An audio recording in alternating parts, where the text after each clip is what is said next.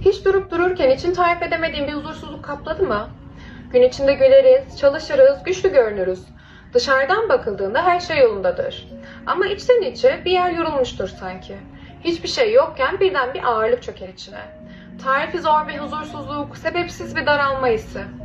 Bu hisler aslında birden ortaya çıkmaz. Çoğu zaman bastırdığımız duygular kendine başka yollar bulur. Baş ağrısı, mide sıkıntısı, uyku sorunları gibi. Ya da işte o iç sıkıntısı, açıklayamadığın huzursuzluk hissi. Tam da o hissin geldiği an içimize bakmamız gerektiğinin bir işaretidir aslında. Çünkü bastırılan duygular kaybolmaz. Sadece şekil değiştirir. Ve bazen bize anlatmak istedikleri bir şey vardır. İşte o zaman durup kendine şunu sormak iyi gelir. Neyi hissediyorum? Bu duygu nereden geliyor? Bu duygular küçük gibi görünür. Ama bastırmak yerine anlamayı seçtiğimiz her an içsel iyileşmenin başladığı andır.